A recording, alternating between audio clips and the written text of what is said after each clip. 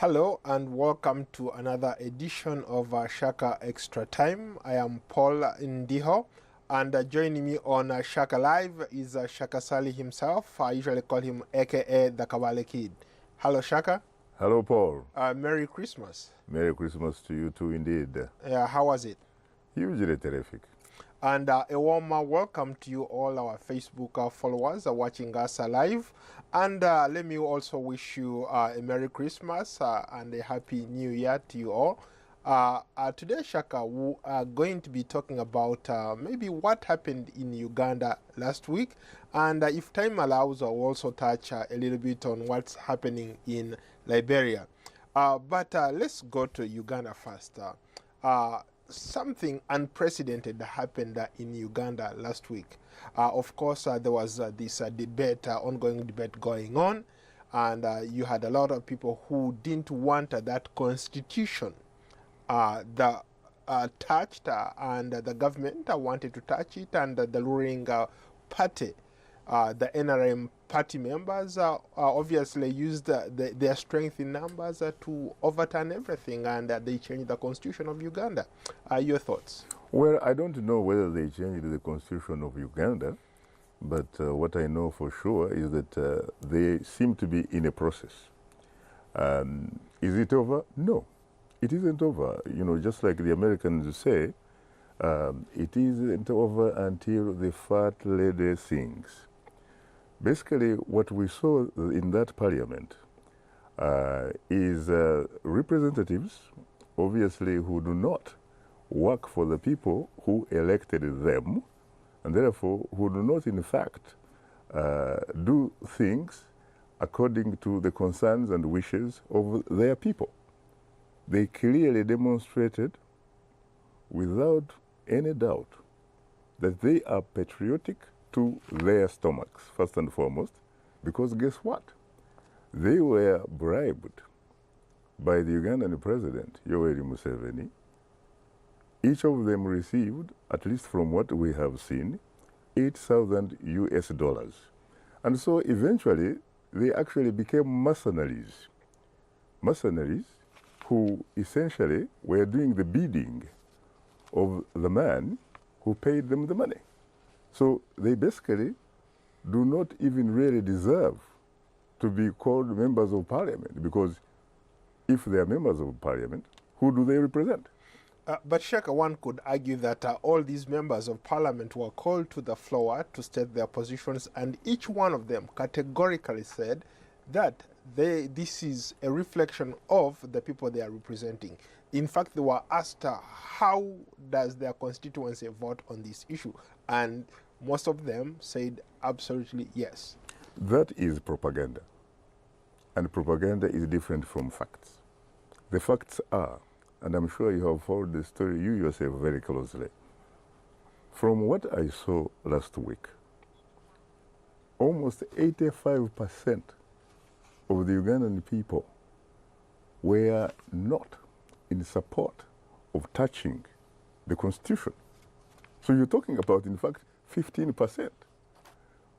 There is no doubt that I can remember, for example, a lady who is called Emilia Chambade. She comes from a constituency in Mpigi, somewhere in Mpigi. Who happens to be Minister too of Trade. And, that is true. Yeah. She went to a group of people for consultations, as it were. These people specifically said, we do not support the petition to amend the constitution to change the age cap. They told her. She was with a senior police officer who actually was protecting her. But you know what? She actually said, yes, I hear you. But guess what? The last time I checked in the parliament, she actually voted in favor of the petition. That was not a reflection of what her constituents actually wanted her to do. I also have seen different, constituencies where people said, no, the members of parliament did completely the reverse. So they were not telling the truth. And I even saw a video, in fact, in a major Catholic church at Rubaga, the suburbs of Kampala, you had a vice president of Uganda attending a mass, and he was challenged, and he tried, in fact, to put some kind of good face on it. But it was very clear when you look at those pictures, and pictures don't lie, people were completely disgusted. They were in total disagreement with him. So let's face it, there is empirical evidence, incontrovertible evidence, not liable to falter, that the people of Uganda were not in favor of what the NRM card-carrying members of parliament did. In fact, for that matter, Ugandans thank about 19 of them, 19 members of parliament from the NRM who actually voted against it. What do you make of the Ugandan parliamentary parliament speaker, Rebecca Kadaga, who for a long time people thought maybe she was reasonable, she would rise above this pettish kind of politics, but when it came to the rules, she faulted almost every single rule in the House to allow this debate to go forward. They didn't even give it the 3 days that it requires for a hearing, and basically it was just business as usual as far as the people of Uganda are concerned.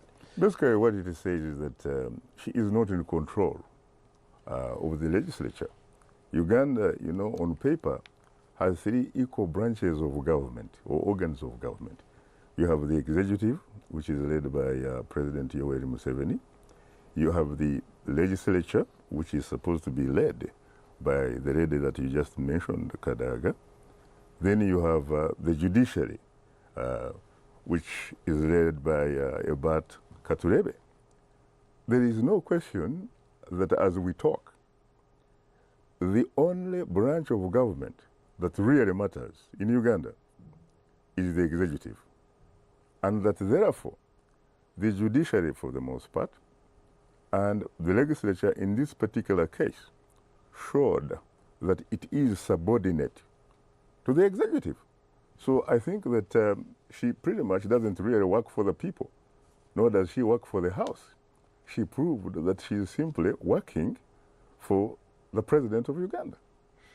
So why should we even be having this kind of conversation about constitutional amendments when we clearly know that it doesn't matter what people think, it's going to be an order from the executive that takes a precedent over anything else? Paul, I have said over and over again that when you have a document like we are talking about right now, it reaches a point, frankly, where it ceases to be a constitution. It has actually been transformed, and I have said this repeatedly, into Yoweri Museveni's personal manifesto, because he can do whatever he wants with it.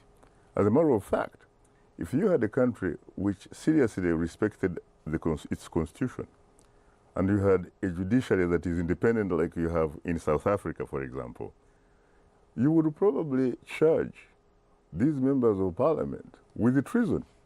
This is like a step that really overthrows the Ugandan constitution, like it just happened back in 1966 or 67, when you talk about the Pigeonhole Constitution, which of course was ordered and mandated by then Dr. Apollo Milton Obote.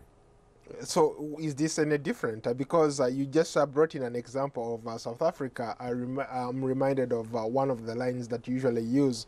Apartheid was legal. They were using. It was legal, but not legitimate. Yes. So you also had in America Jim Crow laws. They were legal. Were they legitimate? Of course not. So basically what Parliament in Uganda did was to use that loophole where they legitimize something that is illegitimate. It is called rule by law, not rule of law. Rule by law means you actually use the law to undermine democracy. Let's talk about the lifting of the terms, their terms, the presidential term and the parliamentary term. Initially it was supposed to be 5 years. They were mandated to serve for 5 years. The president was mandated to serve for 5 years. But under the new, if it passes into law, they will be mandated to serve a 7-year term, just like the president is going to be mandated to serve a 7-year term. Maybe I didn't go to law school, but help me understand this. Help me to figure this out, or maybe even our audiences are interested in knowing how could Parliament do something like that without consulting the people who elected them to do something like that. I'm afraid I didn't go to law school either, but I think I'm a reasonable observer, and I listen very, very well. And I also watch some videos and all that kind of stuff. What I can say for sure is that when you talk about the issues of state, the issues of governance, you're talking about what is called in political science a social contract.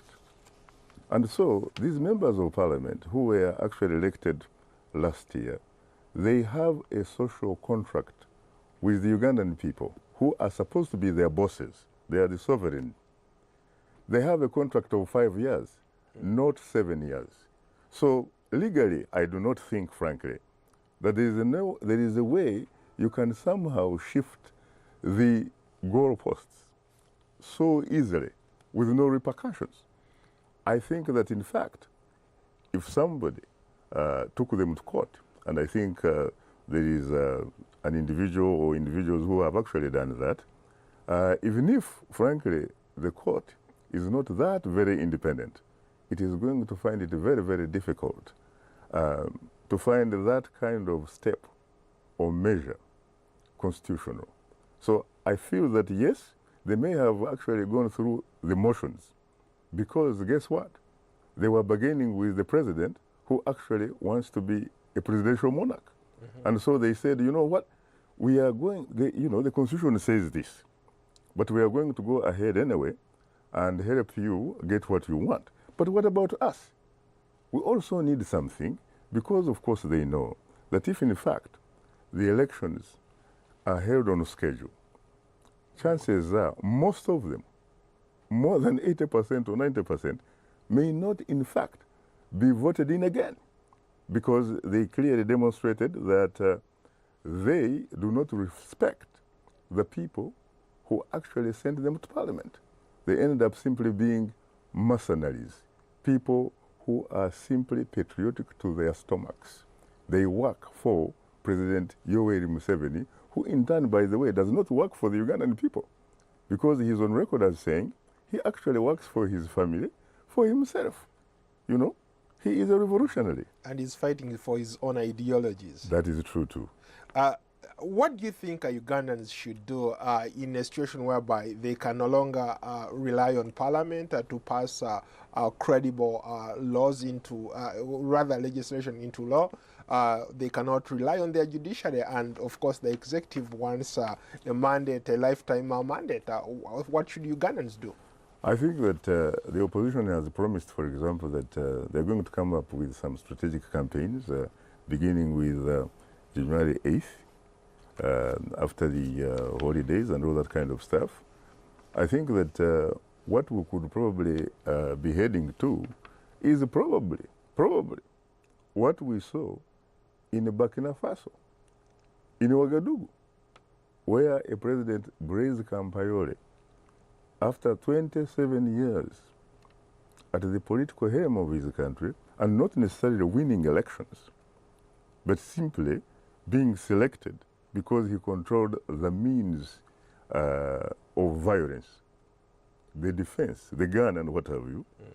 Eventually the gun decided enough is enough. And so they basically pretty much cooperated with the younger people and civil society. And guess what? There was change of government in Ouagadougou. So who knows? Maybe we need to begin looking at things like what happened, for example, in Harare also. You had, of course, the military stepping in, saying, you know what, this is too much, and organizing ordinary people. And people went to the streets and said, you know what, we are tired of you. We are tired of you. Because let's face it, at least the Constitution, which I call a personal manifesto of Yoweri Museveni right now, if you actually use what you know as the Constitution, it provides some windows of opportunities, for example, where you have, you are allowed, for example, to practice civil disobedience and a lot of other things. But the government had threatened to quash those civil disobediences, and you mentioned earlier, you talked about the army. President Yoweri Museveni has managed to purge all the old guard from the army, so he has these royalists who are willing to die for him. We don't know. We really don't know. I think the jury is still out, because there's no way you can actually read the minds of the generals in the army, or the colonels, or the majors, or the captains, or the lieutenants. I used to be in the army myself, and I was there when, in fact, there was a successful military coup. Was I with the people that, in fact, carried out the successful coup? No, I was not. Was I on the same page with what they wanted to do? No, I wasn't. And yet, guess what? We used to talk about the possibility, in fact, of a military coup in officers' mess, when we were drinking barrel beer, smoking rakes, and what have you. And it happened. But there were a lot of elements in the army who were not part of what went on, because let's face it, a coup is something very secret and surprise. And so once somebody takes that step and things happen, there's nothing much you can do. I'm reminded of a guy called Master Sergeant Doe, 1980. In Liberia. Liberia. He was only a Master Sergeant. He was actually a chief bodyguard of the president. Guess what? He went to the presidential mansion, to the bedroom, killed the president, and the generals ran away. He became president. General Doe, Dr. Doe. And the rest is history. Let's transition to our Facebook comments. Let's start with Moses Chilombe. Do you think Libya was far much better with the dictator Muammar Gaddafi than the current quote-unquote democratic Libya? Moses, it's a very, very important question that you ask. First of all, if you looked at it in terms of appearances, yeah, Libya looked like it was much better than what obtained there as we talk. But you know, Moses, peace and stability is not the absence of war or the absence of violence. It is the presence, really, of social economic justice for all. What we are seeing in Libya right here, some people will say, well, you know, this was caused by the Western, alliance and what have you, which bombed and what have you. But you know what? At the end of the day, what you are looking at, in fact, in Libya is the legacy of Muammar Gaddafi. This is his legacy. You remember how he ended up in a butchery? His body. Not many people probably even know where he's buried as we talk. Should African presidents who claim they're revolutionaries maybe take a closer look at what happened in Libya? They should both take a closer look at what happened in Libya and also what just recently happened in Harare. By the way, the son, I've seen media reports that the son wants to run for president. Which was, yes, I saw that. I don't know to what extent that's going to happen, but it's something that we have to wait and see. Okay, let's go to another Facebook comment. Radan Ahmed Hassan wants to know, what do you think are the challenges that refused African societies to be modernized? Could it be politics? Could it be the leaders? The leaders. I always talk about leadership deficit, and it's not just presidents, but it is leaders at different levels.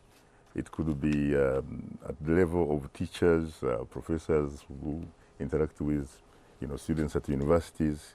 It could be church leaders. It could also be people like us, journalists, by the way. Because let's face it, we are just like teachers, really. We are in a position where we have to make public officials accountable. For example, at Straight Talk Africa, I am seen by some people to be very critical of the powers that be. But as a matter of fact, that happens to be part of my responsibility. In fact, the more you have journalists who take responsibility and use their platforms, for example, to be advocates of social economic justice, that is a huge contribution. That's part of Africa. What is missing in Africa, to be honest with you? Because let's face it, there is no freedom of expression in most African countries. There is no freedom of the press. There is no freedom of assembly. People are frankly like sharecroppers. They are sharecroppers. The people who have the freedom to do most things are very, very few. And that is the ruling elite, or the ruling class and their relatives, probably. Shaka, since you talked about your job on here at the Voice of America as the host of Straight Talk Africa, there is a comment that has come in from Moses. It's sort of a personal question.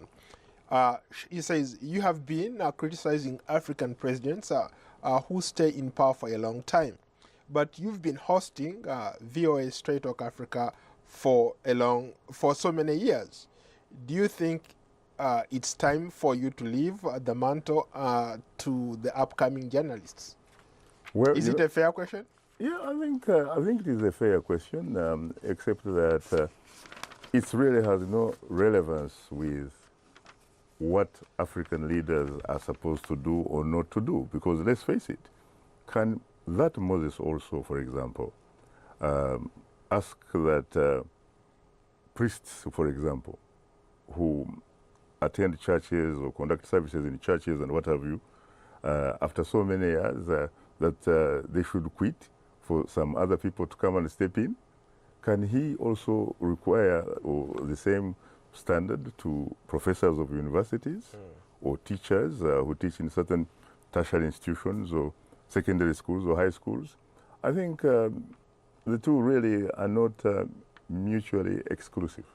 I mean, the thing is, let's face it, they are actually mutually exclusive, the two, because let's face it, for a president or an African leader, you are supposed to be signing a social contract with the people that fought for you, if in fact there is a, what you would call a credible electoral process. Because let's face it, we know that out of the 55 member countries of the African Union, you cannot probably get more than 35, really.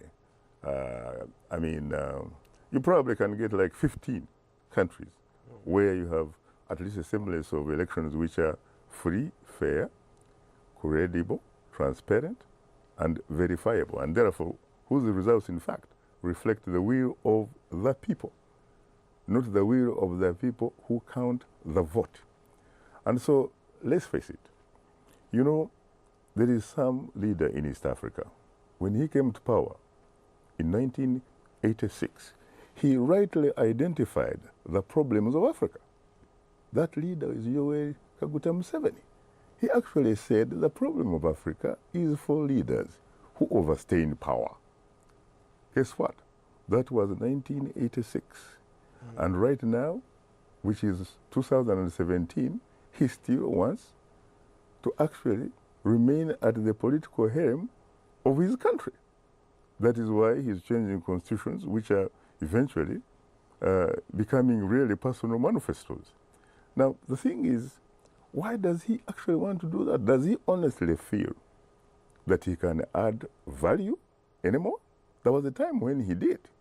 At least for probably, most people would agree, for the first 10 years, 86 to 96, the guy should have retired.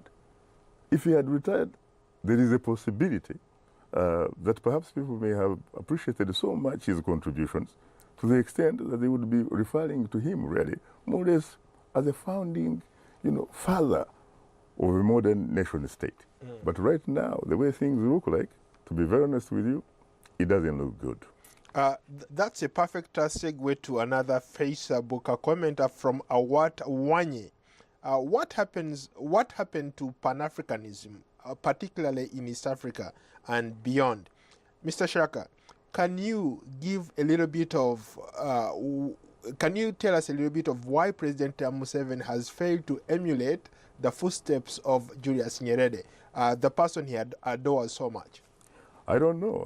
Of course, that question probably should actually be asked to, I mean, it's a question that needs to be addressed by Yoweri Museveni himself, because I cannot read his mind.